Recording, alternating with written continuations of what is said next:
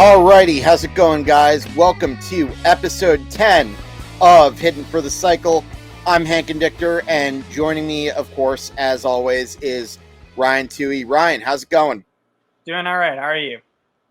I'm doing pretty good. We've got a good amount of stuff to be talking about this week, and our Yankees actually did something positive for a change, but before I get into all the meat and potatoes, I just want to give you guys a friendly neighborhood reminder. Please don't forget to follow us on all of our social medias. You can find us on Facebook, X, and Instagram at HFTC And, of course, don't forget to follow the Empty the Bench Podcast Network at ETB Network on Facebook, X, Instagram, and TikTok. You can find a lot of our other shows besides just this one on here. Check out 3&D, check out Fruity Cereal, and, of course, check out the namesake of the network as well. And last but not least, please don't forget to follow our YouTube channel. You can find us at youtube.com/ETB Network. And make sure you follow the website, etbpodcast.com, for some great blogs and more information as well. And I must say, we have been getting very, very busy in the blog department, if I say so myself. But anyways, we got to get on to a baseball show. So much to discuss with so little time. And Ryan, why don't we start off by talking about our New York Yankees? It's been a mostly up week I was going to say it's been an up and down week, but really it's been up and down because, I mean, look, we've been getting a good amount of call-ups from the minor leagues, including this young sensation, Jason Dominguez. And fun fact, the Yankees have yet to lose a game since his call-up. And let me tell you this fun fact too, Ryan. Did you know that he is only the second Yankee, age 20 or younger, with at least 3 home runs in a 5-game span? Do you know who the other one was? Mickey Mouse. You got it. Mm-hmm. Here's another fun fact. I share a birthday with Dominguez. Oh, wow. 6 years older than him, though. We're getting old. I mean, right? Yeah, it's wild. He was born in 2003. I remember 2003. So, in any event, the Yankees are currently 1 game above 500. Now, that's the good news. The bad news, well, there's the few reasons for the bad news. Number one, they're still in last place, even though they're 500. Although, I'm going to go on a limb to sit out on a limb and say this is probably the latest I've ever seen a season where there's a team in last place with an above 500 record. And number two, Anthony Rizzo has been shut down for the season due to post-concussion syndrome. And damn it, I can't go through any 1 week without talking something negative about this Yankees team. And I'm sorry, letting this guy play 2 months while he was concussed. How the hell is this training staff still employed? Beats me. I'm not shocked to hear that he's been shut down for the rest of the year. And like you said, the fact that he was playing 2 months with post-concussion symptoms is absolutely absurd. You're putting the man's health and life all basically in jeopardy. God forbid something else happens to him. So that's a really bad part on the Yankees training staff. And yeah, I mean, you can see it too. He was never the same once he got hit in the head. He got hit in the head by Fernando Tatis's hip when Tatis was going back to first base on a pickoff during that series with the Padres back at the end of May. We actually went to one of the games, the two of us. But I think that was like the day after the game that we went to where IKF hit the walk-off single. But since then, it was just he was never the same hitter. He was slow with the bat. He was very late on fastballs. He was way out in front on breaking balls. He had just some of the ugliest swings you would never expect to see from a guy like Anthony Rizzo, who's a veteran, who has a World Series ring on his finger. He just looked terrible once that happened. He was never the same. Just couldn't get right. And then eventually he said that he had to go see the neurologist, and they eventually diagnosed it as post-concussion symptoms. And, yeah, I'm not surprised that they're shutting him down. It's the right thing to do, make sure that he heals from this completely before he even touches the field again. So just another rough way for Rizzo's season to end, and not a good look for the Yankee training staff at all. Yeah, and I gotta say, this winning streak is literally such a tease. And Ryan, I don't know about you, but this is what happens to us a lot whenever we watch the Yankees. They'll reach a point where they'll start slumping, and you're like, okay, that's it. I'm pretty much done watching. This season's probably going to be either another playoff disappointment or it's just over. And then all of a sudden, they'll win a few games, and what's that line again from The Godfather? Just when you think you're out of it, you get sucked right back in. Yeah, they pull me back in. Yes, that's it. Mm-hmm. Exactly. And it's funny. I feel like David Cohn's referenced that line many a time during Yes Network telecasts. Mm-hmm. Yeah, he has. And yeah, like you said, it is like this every year. They will get your hopes up. You think they're unstoppable. They look like they're going to go all the way.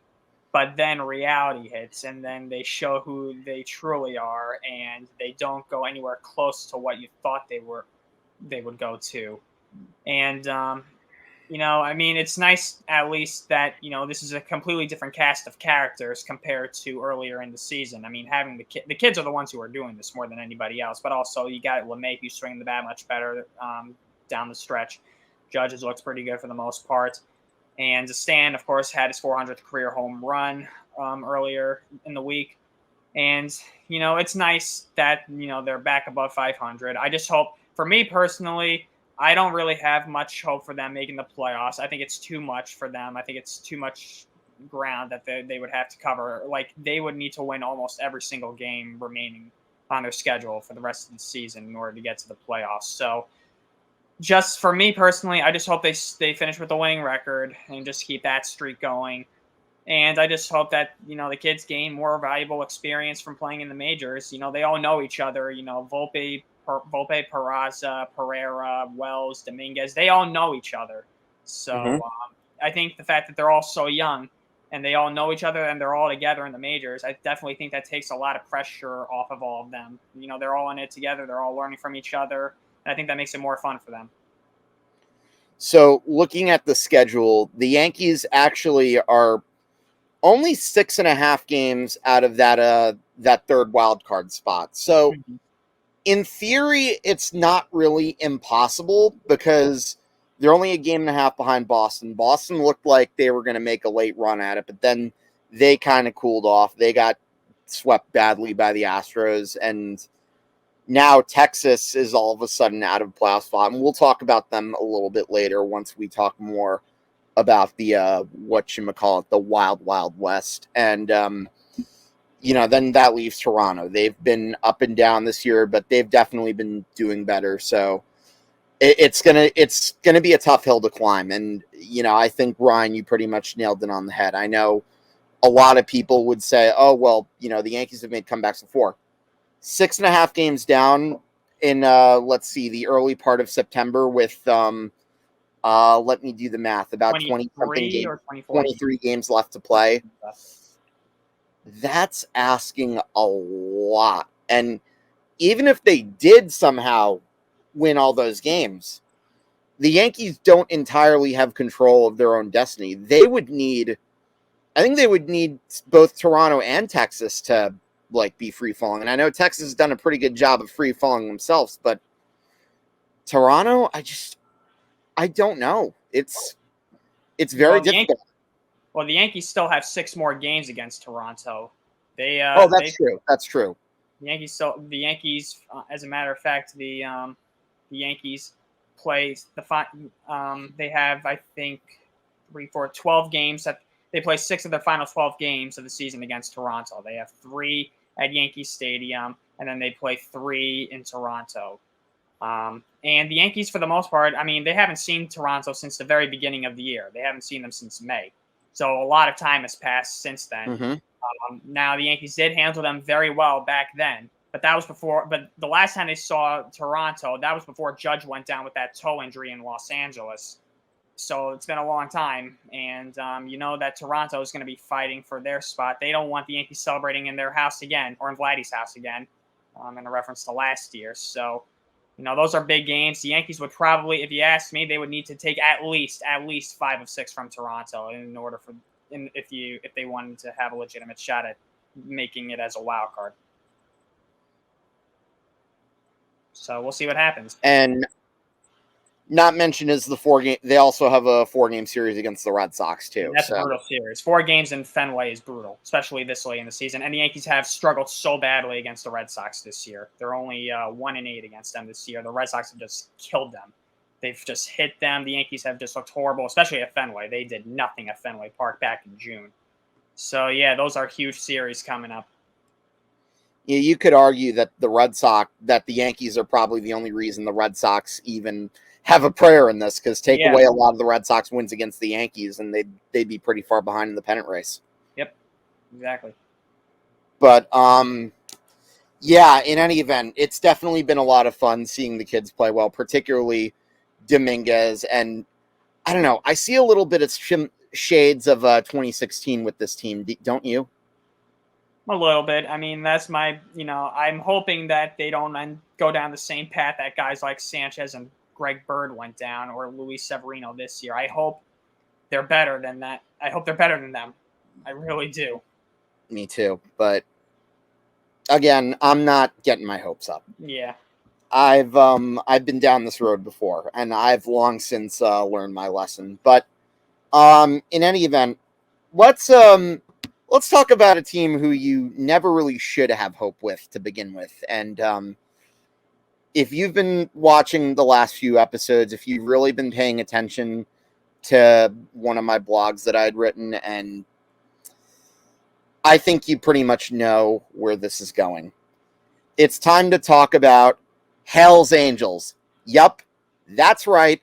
From now on with the show, anytime I talk about the Los Angeles Angels of wherever Artie Moreno says that they're from, I am going to be calling this segment Hell's Angels, because I swear there's always something with them in the news. Now, first of all, I don't know if you heard, but Shohei Ohtani's agent basically said to him, he will eventually be pitching again. We're not ruling out that possibility.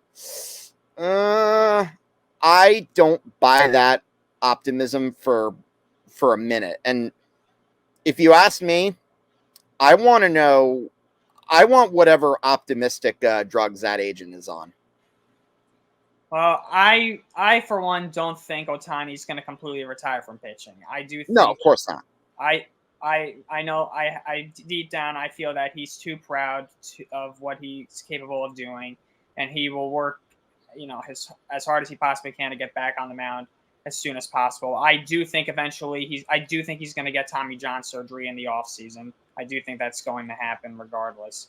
Mm-hmm. So, obviously he's a free agent after this season. So, if he gets Tommy John surgery, you're looking at a return from an offensive standpoint, I'd say the earliest June. So that's when he would probably be able to make his debut if he undergoes the surgery this year, which I think he probably will. So yeah, and like you said, the Angels, it's been rough for them, especially since the trade deadline. 8-25 since the trade deadline.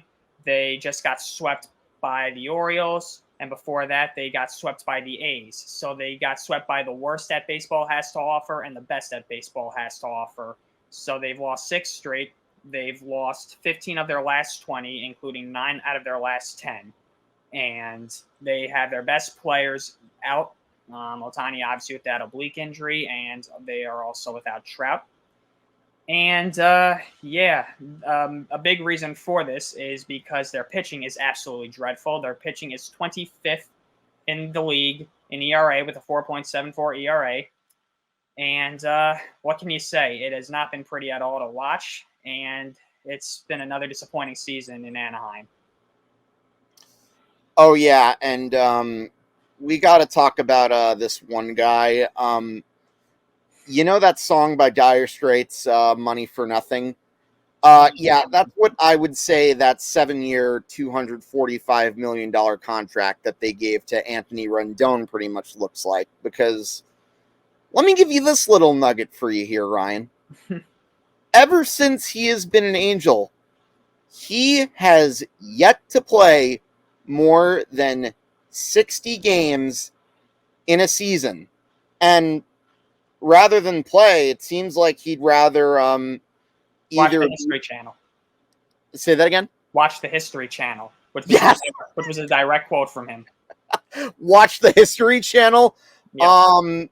Become a clubhouse cancer, or I would also say maybe get into fights with A's fans, and then apparently he pretends he can't speak English, which yeah, it's an absolute disgrace, really, what Rendon has done. And I mean, the Angels took a risk with that contract to begin with. I mean, Rendon had an injury history prior to signing with the Angels. Everybody knew. Look, there's no doubt that Rendon possessed talent. I'm not going to deny that. But he was very injury prone. But even when he was with the Nationals, I always found him to be a little overrated. I just never really thought that highly of him. So when he came into Anaheim, obviously he had the COVID shortened season in 2020. And then, of course, the injuries started piling up almost immediately once baseball went back to 162 games in 2021. And he has just not been able to stay on the field at all. And his attitude has just rubbed fans the wrong way. And I don't blame Angel fans for being furious with this. And Rendon has disgraced the Angels organization that much more. So it's a horrible look for both him and for the Angels and their fan base. And I mean, what else can you say? It's just bad. And, Rendon, I really think Rendon really needs to look at himself in the mirror and, get rid of that ego of his, because it's too big for his and for the team's own good. And, he's sitting on the couch, making all this money, and he's always hurt. It's not a good look at all. Here's my thing about Rendon, and Ryan, this might surprise you a little bit. I actually didn't hate the move originally when he signed with the Nationals, and let me explain why. When the Angels signed him. Yes, sorry. When he originally signed the contract, remember, he was not only coming off a World Series win with the Nationals, but when winning that World Series, he was absolutely money for the Washington Nationals. He got clutch hit after clutch hit during the postseason, and, considering that the Angels were trying to rebuild, it seemed like a contract that at the time could make sense. Now, obviously, I thought they were going to go after pitching too, but that, of course, did not happen. And instead of getting a big-name pitcher a la a Garrett Cole, what did they do again with regards to pitching? Oh, yeah, they got Band-Aids. And should I say Hello Kitty Band-Aids at that? Dylan Bundy. That being, yes, Dylan Bundy is a perfect example of that. Noah Syndergaard. Yep.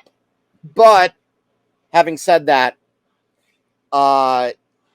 even then, looking back at it, even with all his clutch hits in the postseason, I think you still had to look at that contract and say, oh, this could very well be backfiring. And I don't think any of us really expected him to be a whole clubhouse cancer at this point. No. And the part is, he isn't even the only big problem with regards to the Angels. If the Angels were like a factory and there was a sign that said days since last incident, it would go back to zero almost every single day within these past few weeks. That's how bad it's been. The Angels are baseball's factory of sadness. That's really what it is. Oh, gosh. You mean they're like what the Cleveland Browns used to be for many years? Maybe I'm equating them to the Cleveland Browns of the NFL. Well, I mean, they had that one good year, but now they're now that they brought back Deshaun Watson. Yeah, that's a whole different story. But, yeah, no. And then, here's another kicker. Apparently, Mike Trout says he's going to go talk to ownership about the team's struggles. Which, I mean, hey, look, Mike Trout's he's arguably the greatest player in franchise history. So, I mean, that's all fine and good that Mike Trout's going to go talk to, say, Artie Moreno, but There is one slight problem that I have with that. And that is? Correct me if I'm wrong, but wasn't Mike Trout the guy that, accepted this deal with the Devil? And isn't he the one that's stuck here because he's getting paid a shit ton of money to perform? Yes, he was. He signed that enormous contract right before the start of the 2019 season. So Trout really doesn't have anybody to blame but himself for being there, obviously. I mean, that's a lot of money. I mean, I don't necessarily blame him for taking that contract. I mean, who wouldn't sign up for, what was it, $435 million? Something like that. It was a lot. But I think he might be going to Moreno to talk to him about what they need to do in the offseason. Like, you got to go after pitchers. They need to develop pitching very badly. And they have not developed any legitimate pitchers. Their best pitcher has been Ohtani, obviously, for the past couple of seasons. And, he can only go so much because he's also hitting on a daily basis. So that's saying something right then and there. They haven't had, Trout got 12 years, $426 million. $426.5 million. So, I love Trout. I love Trout, even though I'm a Yankee fan. I think he's a class act. He's great. He's a phenomenal ball player, but he's been hurt a lot the past couple of seasons. He hasn't been on the field, so there's blame to go all the way around. No one's really innocent in any aspect when it comes to this franchise. Everybody's at fault for the position that they're in.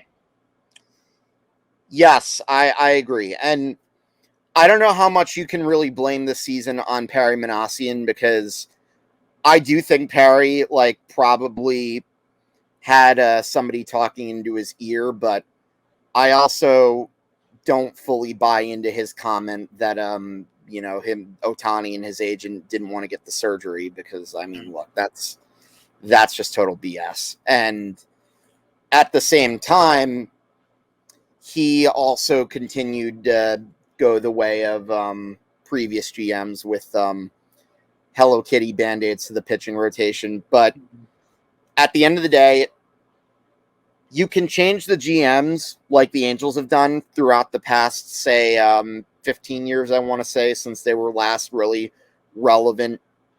You could change the manager, which, I mean, after Sosha, they've kind of done that a lot too. Mm-hmm. But there's one person that hasn't changed, and it's a guy who I've said belongs in jail. And again, like I said, I'm not saying that Minasian and Phil Nevin are necessarily blameless. In fact, I don't even know how much you can blame Phil Nevin at all, because I feel like he was set up to fail. But it starts from the top. Mm-hmm. Because, again, you look through the history, and if you want to learn more about that, you can read my blog.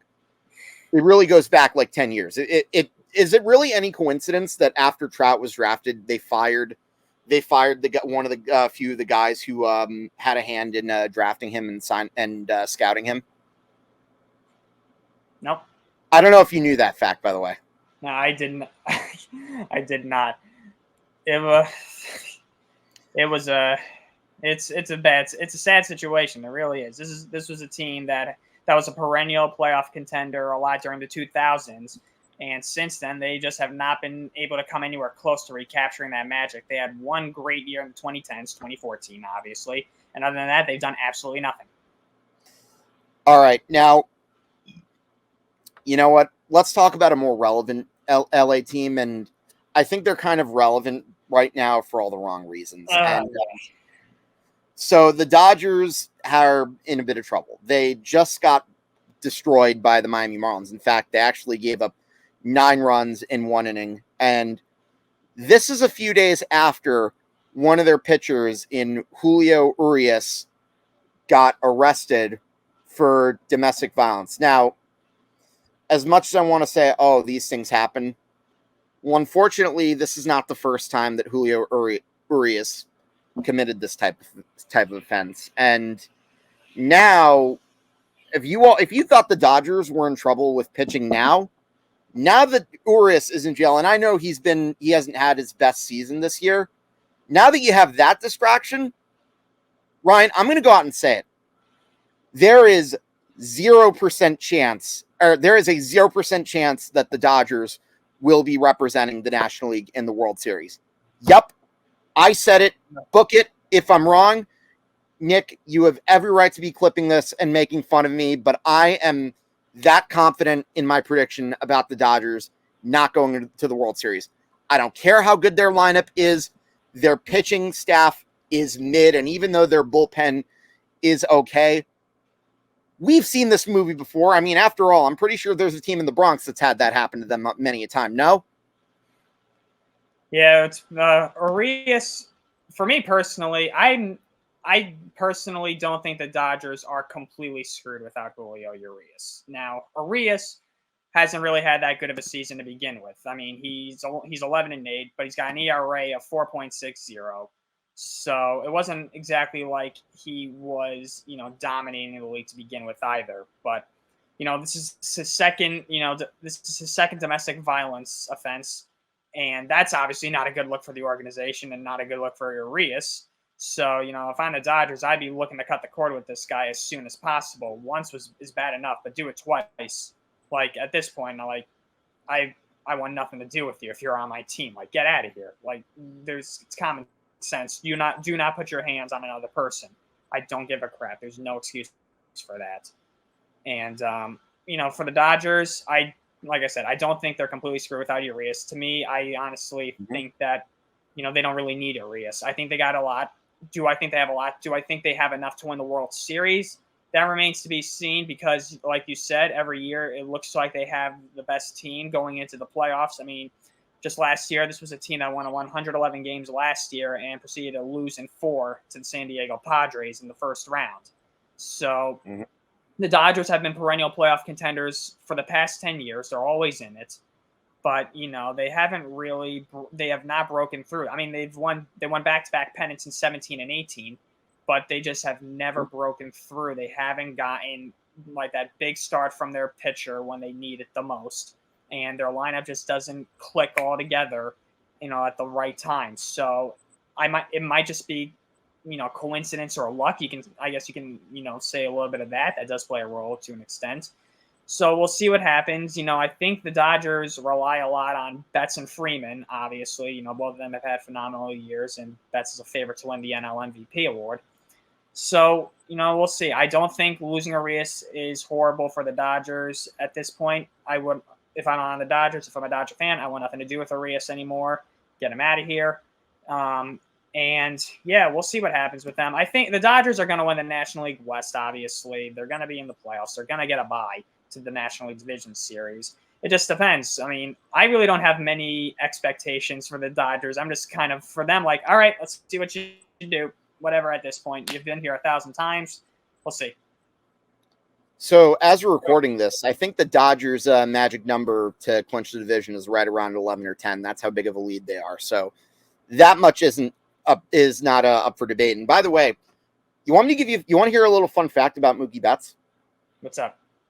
Did you know that he is actually the first player since 1939 to have 10 home runs, 30 RBIs, and 50 hits in a single month? Do you know who the last person to do that was? So wait, since 1939, Yes. He's the what number? He's the what number player to do that since 1939? He's the first player to hit 10 home runs in a month, drive in 30 runs, and get 50 hits in a single month. Excuse me. And what year did the previous person do it? 1939. 1939. And yes, if you're wondering, it is a Hall of Famer. All right. Was it DiMaggio? Yep. Yeah, you got it. DiMaggio, Ruth, and Gehrig are among very few players that have done what Mookie Betts just did. I mean, Betts is a hell of a player. Even though I'm a Yankee fan, I mean, he's always been a hell of a player. Just thought you'd like that fun fact about Mookie Betts right there. But yeah, again, like I said, Miller is a guy that I would Miller's a guy that I think if he does well, maybe he could be an X factor in the playoffs. But if you're asking him to put up to do well, you're also asking a Clayton Kershaw who's not so much in his prime anymore, and a Lance Lynn who's also kind of up and down. I mean, he had that meltdown against the Miami Marlins. So again, looking at that starting rotation compared to other teams in the National League, I'm sorry. I would be foolish if I were to put my money on the LA Dodgers. And that's not even factoring in what happened. Huh? It's a very, very shaky rotation. Yeah, it's a rotation. Actually, I'm going to take what you said a little bit of a step further. It's a rotation that is pretty much being held together by duct tape and super glue.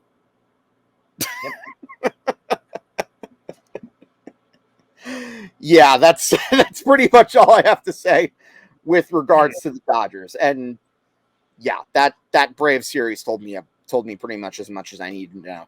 And now let's talk about the Wild Wild West. So right now, as we speak, as of this recording, the Houston Astros are up by 1 game over the Seattle Mariners.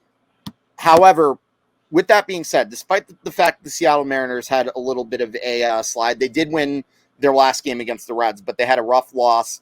This despite the fact that Julio Rodriguez had a pair of home runs. And not too long before that, this past weekend, he actually made some history, baseball history, that is. And he became the first player to ever have a 25-25 season in his first 2 years in the major leagues. Yeah, and Julio has obviously been the biggest player for the Mariners this season, and he's had a phenomenal start to his career. And I mean, the Mariners definitely took off obviously because of the way Rodriguez played. He just went off during that stretch in August. He was red hot, and the Mariners were able to secure first place in the American League West for a little bit, because of the way that Rodriguez played, and he is their most valuable player easily. And, the Mariners obviously are fighting it out with the Rangers and the Astros. Like you said, the Mariners, have struggled a little bit. And the Astros obviously just tormented the Rangers earlier this week, just absolutely destroyed them. It was one home run ball after another. So the Astros, there were some questions, about the Astros because, obviously they're a good team, but, they don't seem as strong as they did last year, obviously, when they won the whole thing. And then, the Astros shockingly were swept by our Yankees this past weekend. So you're thinking, what's going on with the Astros, man? What's going on? Are they washed? Are they flukes? So what's going on? And then they just shut everybody up by the way they handled the Rangers this week. They just were all over them. The Rangers just had no answers for them. Their pitchers just struggled very badly. And the Astros took care of business in the Rangers ballpark, by the way, too. And they showed why they're the world champions. When it matters most, they know how to click. So, nothing phases them. We mentioned that last week, too. Yeah, no, nobody should be surprised at all that the Houston Astros have been absolutely destroying it. And let me give you a few numbers for you. So, in this 3-game series, the Astros outscored the Rangers by a combined score of 39-10. And you know what I'm going to call this series? If it hasn't been copyrighted already. Here we go. I'm going to have to call this the Texas Rangers Chainsaw Massacre. Mm-hmm. It's a very fitting name. And did you see how many home runs the Astros hit? It was a lot. It's a record, I think, for a 3-game series. They hit approximately 15 plus home runs. I think it was more than 15. Yeah, probably 20. Jose Altuve in one of the games hit 1 home run in each of the first 3 innings, and by the end of that inning, the score was already 9-0 Astros. Yeah, and Jose Abreu had a crushing grand slam the next day, and that was one of 7 RBIs that he hit. To give you an idea of how dominant the Astros have been, so whenever, you know what the Astros are like? The Astros are like the Hulk. Don't piss them off. Don't find a way to make them angry, just like the Yankees did this past weekend. Otherwise, they're just going to find a way to like take their anger out on you and beat you into smithereens. And poor Texas just learned that the hard way, because not only did they get swept, not only are they now 3 games out of first place, that Ryan, if the season ended today, they wouldn't even have that third wild card spot because of their free fall. Yeah, the Rangers pitching has really struggled over the past couple of weeks, and really since the trade deadline, the Rangers have not been the same team that they were earlier in the year. Now, granted, they had an easier schedule, earlier in the year, but now that they're getting into the thick of things, their competition has gotten tougher, and the pitching has struggled, obviously, like I mentioned. It's been a tough go for the Rangers. So they still got a couple of weeks left of the season. They're not completely out of it, obviously, but like you mentioned, if the season were to end today, they would be out of it. So the Rangers, they got to get it together. There's only about 3 weeks left of the regular season, and we'll see what happens. I think they rely too much on their offense to propel them. It goes back to pitching. Good pitching wins playoff games, and in the same case, it's the same case with the Dodgers, obviously. So there are a lot of teams that rely solely on that offense, but when that offense meets good pitching in the playoffs, that's the difference maker. The Astros they got Verlander back. Obviously, that helps them out. The Rangers obviously had Scherzer. Scherzer has been inconsistent with the Rangers, and he's been inconsistent really this whole entire year. So, if you had to ask between who I would pick, the Rangers or the Astros, I'm taking the Astros. I agree, but let me talk again about the Seattle Mariners, because I still think they're going to really make things interesting for the Astros down the stretch. And look, if the Astros get exhausted and they somehow slip up, I think the Mariners are going to be the team that's responsible, because let's remember, they have been giving the Astros fits this season. They had that big sweep at Minute Maid Park not too long ago, and that was a big part of their series win. And as I said, it's only his second season, but forget the fact that I mentioned that J-Rod clinched his first 25-25 season. He now has 27 home runs, and he has well over 30 stolen bases. He's definitely, unless he has a major slump, I think he's definitely going to reach 30-30. Yeah, I can see that easily. I mean, there's still a good amount of time left in the season for him to do that. And the Mariners, I think, are motivated to get back to the playoffs. Obviously, they broke the drought last year, and they got that. And we mentioned this, I think it was last week or the week before. It was one of the other previous 2 episodes. How I think they're eager to get back. They have that experience under their belt now. And like you said, they have dealt with the Astros very, very well this year. They've dominated them this year, as a matter of fact. And we always mention that those final 10 games for the Mariners at the end of the season, those are critical, because they have the Rangers and the Astros for the final 10 games of the season. So that's really the defining factor of whether or not they could go to the playoffs. Yeah, absolutely. And I can also see them wreaking havoc amongst the rest of the AL come playoff time, because even though the Orioles are really good, I'm not bullish on them only because of their pitching, but I still like what I've seen from their bats. I think this will be another year where they pretty much get in and they have that learning experience, so to speak. But should be very interesting to see how the rest of the AL plays out, particularly with the West. But you know what we really haven't talked about a lot this year, and it's pretty much because both of those divisions have been kind of weird, to say the least. We haven't really talked about both the AL and the NL Central, because they are the weakest link. Goodbye. Well, okay, not really, but the only reason I say not really is because somebody from those divisions are going to make the playoffs.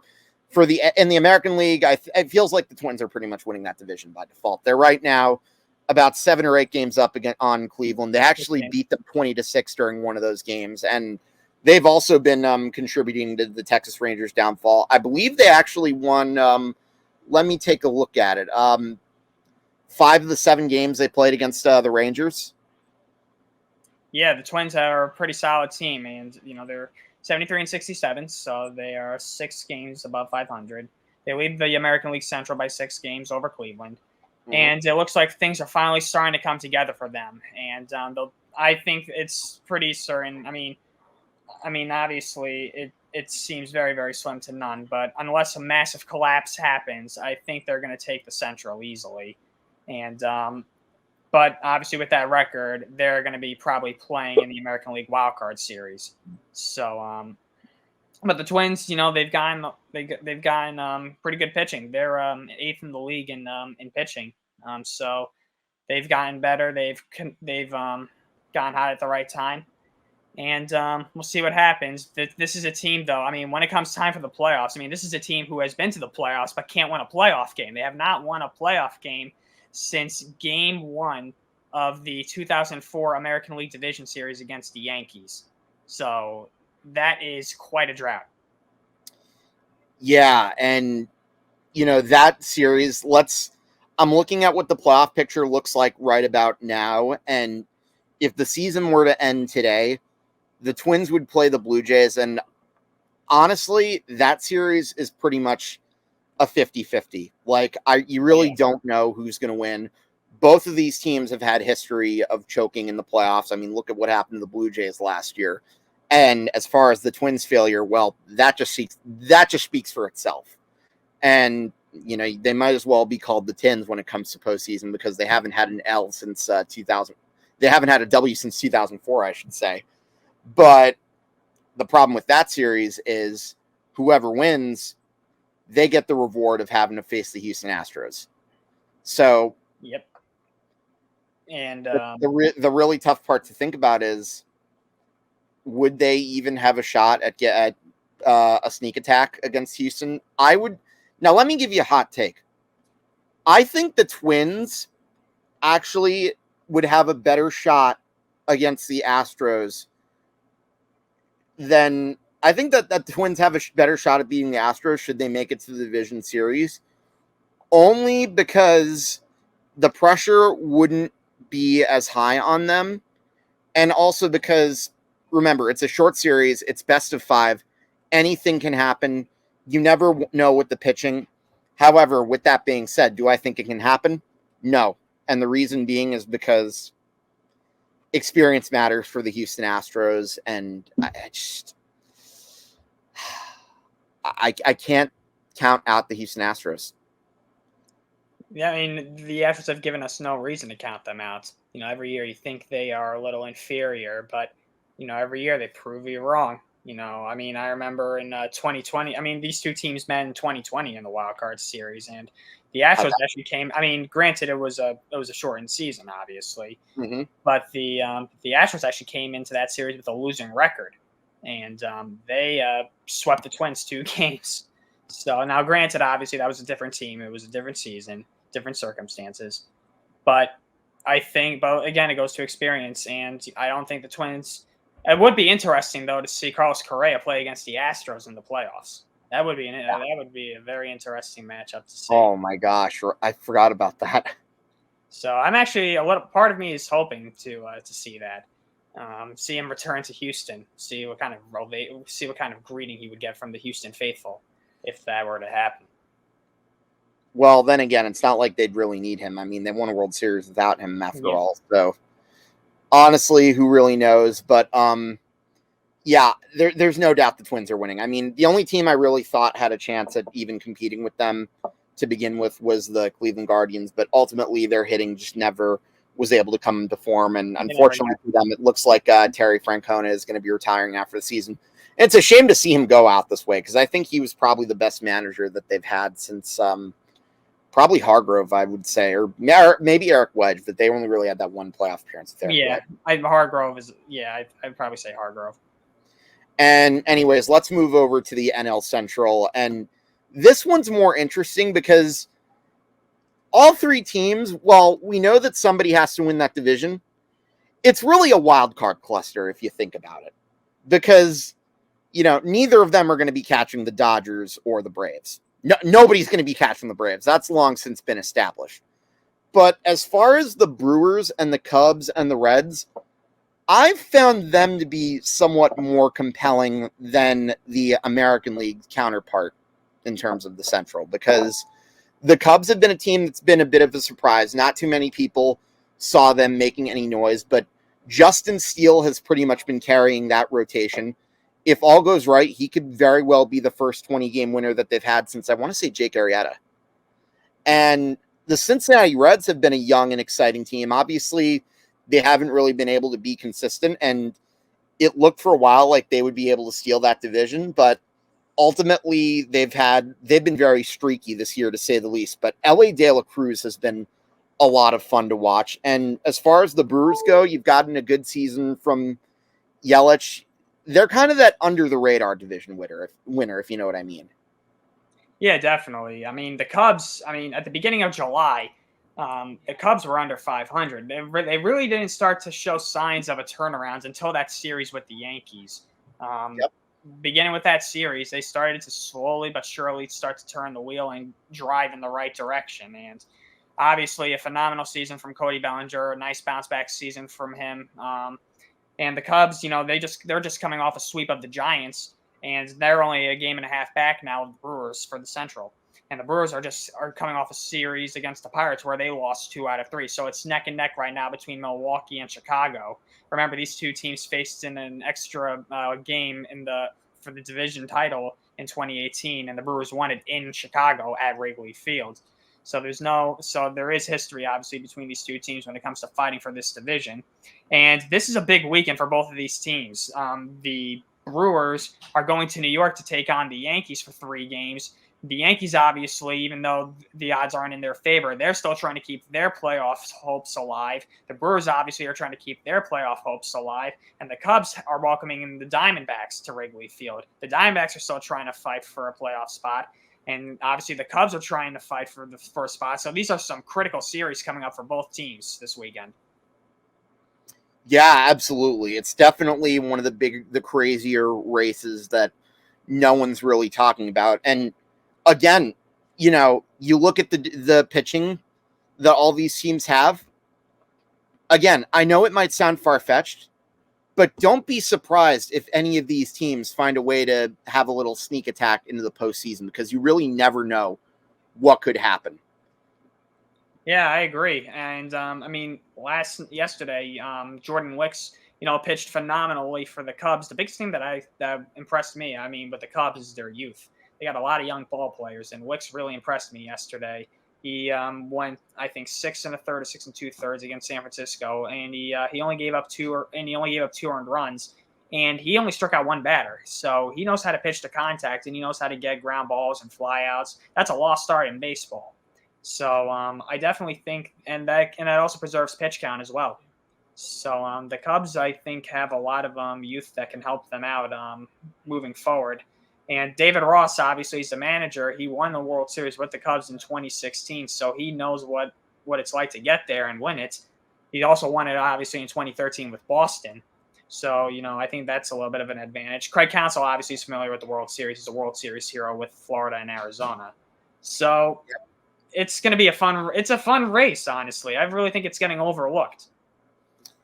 Yeah, for sure. And let me talk a little bit about another team that's in that wild card race, and that's the Philadelphia Phillies. And specifically, it's Trea Turner that we have to talk about, because this guy, I believe, set a Phillies franchise record. He hit a home run in 5 consecutive games, and as he was named Player of the Week, he actually had a stretch where he hit 7 home runs in 7 games, and he had about 16 RBIs. Yeah, Turner has been red hot, and it's funny, I almost said Cubs. Philly fans, they understand he has been, struggling for the most part of this season, and they started cheering for him, and that really has just given him new life, and it's rejuvenated him, and it really has not looked back, and he's been a major driving force in that Philly lineup. He's a major reason why the Phillies have, been red hot as of late. They had a phenomenal August. And they're in a good spot right now. Now, they're not going to win the NL East, obviously, but I definitely think that they are the defending National League champions. They are a dangerous team. Do not underestimate the Phillies. I did that last year, and I learned my lesson. So I definitely think that the Phillies, and Turner, I think they're in a good spot right now. And I think they are going to go into this playoff tournament with a lot of confidence and a lot of momentum. And yeah, it'll be interesting to see how that plays out for them. By the way, I agree, and I feel like I'm going to be copying a line from our friend Tom Albano, who's the co-host of Empty the Bench. But do I dare say don't disrespect the Phillies or DDTP? But in all kidding aside, though, no, I don't think anybody wants to face them in the playoffs. Even the Braves, because like I said, you draw them in a best of 5 series. Anything can happen, especially because you have to face Nola and Wheeler. And if one or both of them win a big game, and if they split and the series has to go back to Philadelphia for 2 games, then it gets dicey. But then again, the Braves have been really good, so who really knows? But that's baseball, Ryan. And I think Turner has definitely been a key to their turnaround this season for sure. I also need to say something. Yes. Kyle Schwarber is the weirdest baseball player I've ever seen in my life. 3 true outcomes? I mean, 41 home runs and like 39 singles. If that's not the type of hitter that he is, I don't know what it is. A ton of strikeouts. Oh my God. Holy crap. A ball player like that can excite you, but also infuriate you. And he should be better than I think he should be better, to be honest, because he has a talent. He needs to cut down on his strikeouts. It's ridiculous. And he needs to get that average up. It's embarrassing to look at. He's too good he should be better than this. I understand he's got the power, and he is Mr. You want to talk about Mr. October. He's Mr. October. He can hit in the postseason. He hits a home run every freaking series that he plays in. Doesn't matter if it's a wild card, the NLDS, the NLCS, or the World Series. He homers every single series that he plays in the playoffs, which makes it even more infuriating when he hits below 200. Like, what are you doing? Actually, as it turns out, you're right, because he's the only player to hit a home run in every single possible round, whether it be AL or NL in the postseason. Yep. Weirdest ball player I've ever seen in my life. That said, he's still like a really good clubhouse guy. But in any event, I think the last thing I got to talk about is a story that I wasn't thinking was going to be big news, but apparently it just happened that the Washington Nationals apparently canceled their whole retirement ceremony for Steven Strasburg. They were supposed to have this good day for him, and apparently, from what I understood, they were going to retire his number or something. Yeah, and apparently that's been scrapped. So those plans have all been scrapped, and this news literally just broke about a couple of hours ago today. So it's that's a little surprising, to be honest. I mean, this is a guy who's the face of the franchise for about a decade. You know, he's the MVP of the 2019 World Series, and like I said, maybe besides Bryce Harper, was the face of the franchise. And now the relationship has gotten cold between the two sides, and apparently, the Nationals were convincing Strasburg it's time to retire, and apparently Strasburg agreed. But now it seems that the Nationals are trying to revise the contract.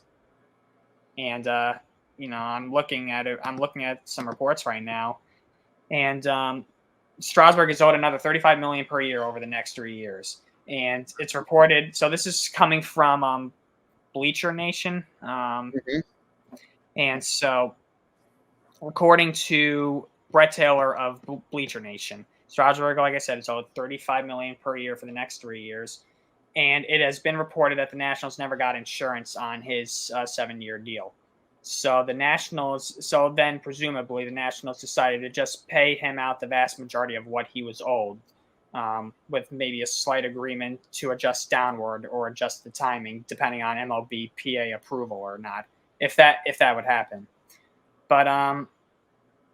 But yeah, it seems like a tricky situation. I did not expect to see this break today. Yeah, no, it really is a shame. And like I said, despite the fact that he didn't necessarily live up to the hype that we all thought he was going to have during his career, I still think he had a successful career, and I still will die on the hill that he is one of, if not arguably the most important player since the franchise moved to DC to become the Nationals. He really turned them around. He helped make them relevant. I would argue him probably more so than Bryce Harper, because he was the one that started it all and he stuck around to win the World Series. But in any event, it's really a damn shame, and I really hope they can find a way to mend fences, because he deserves all the recognition he can get from that franchise, including a number retirement. Yeah, he's too important. He's the most important national in history. So yeah, you don't want to see this with any team. Mm-hmm. Yeah. So hopefully the two sides, get it together. I mean, Strasburg's agent Scott Boras. We all know Scott Boras' reputation. Oh, well, then why am I not surprised, as I often say on different shows in this network? So we'll see. Hopefully the two sides get it together. They compromise, and eventually he gets the well-deserved ceremony and number retirement. I think eventually it'll happen regardless. But yeah, I mean, the Nationals obviously have had a rough year, and it would have been nice to for the fans to have something to reflect on and have a memorable day. Yeah, well, in any event, Ryan, we talked about a lot of crazy topics. As I've often said, this is like the fastest hour I've ever had. Like I ever have every week talking baseball, and thanks again for hopping on and talking some baseball with me this week. Always a pleasure. Thank you again for having me. I always love talking baseball. And in any event, before we sign off, I once again want to remind you guys, please don't forget to follow us on Facebook, X, and Instagram at HFTC ETB. You can find me doing some short videos, and haven't really posted one in a few days, but I'm probably going to get back on that very, very soon. I know there's probably going to be some more big news coming that'll be coming within the next few weeks. And in addition, of course, please follow the Empty the Bench Podcast Network at ETB Network on Facebook, X, Instagram, and TikTok.